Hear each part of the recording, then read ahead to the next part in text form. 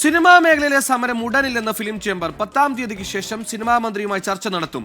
യോഗത്തിൽ അനുകൂല തീരുമാനം ഉണ്ടായില്ലെങ്കിൽ മാത്രം സമരമെന്നും film chamber president BR Jacob പറഞ്ഞു. സിനിമാ തിയേറ്ററുകളായാലും പ്രൊഡ്യൂസറായാലും ശരി, ഡിസ്ട്രിബ്യൂട്ടറായാലും ശരി, നിലനിൽക്കാൻ പറ്റാത്തൊരു സാഹചര്യത്തിലൂടെ മുന്നോട്ട് പോകും. ഇപ്പോൾ 3 ദിവസം ഷോ നടന്നാൽ 4 ദിവസം ഷോ ഇല്ല. അത് രീതിയിലാണ് സിനിമാ തിയേറ്ററുകൾ പോകുന്നത്. ഇത് പ്രൊഡ്യൂസറെയും ബാധിക്കുന്നതാണ്. അപ്പോൾ ഇത് കണ്ടുകൊണ്ട് ഗവൺമെന്റിനും നല്ല ഒരു ചർച്ചയിൽ വരുമ്പോൾ നല്ല രീതിയിൽ തീരുമാനം എടുക്കാൻ സാധിക്കുമെന്ന് അറിയിച്ചുകൊണ്ടാണ് ഞങ്ങൾ താൽക്കാലികമായിട്ട് സൂചനാ സമരം ഇപ്പോൾ അനൗൺസ് ചെയ്യുക. ആ ചർച്ചയ്ക്ക് ശേഷം അനുഭവപൂർവ്വമായിട്ടുള്ളൊരു തീരുമാനങ്ങൾ ഉണ്ടായില്ല എങ്കിൽ മറ്റു കാര്യങ്ങൾ ഞങ്ങൾ ഉടനെ തന്നെ അറിയിക്കുന്നതായിരിക്കും. സിനിമയിലെ വയലൻസിൽ സെൻസർ ബോർഡാണ് ഇടപെടേണ്ടതെന്നും ഫിലിം ചേംബർ സെൻസർ ലഭിക്കുന്ന സിനിമകൾ തിയേറ്ററുകളിൽ പ്രദർശിപ്പിക്കുന്നത് സ്വാഭാവികമെന്നും ഭാരവാഹികൾ പറഞ്ഞു.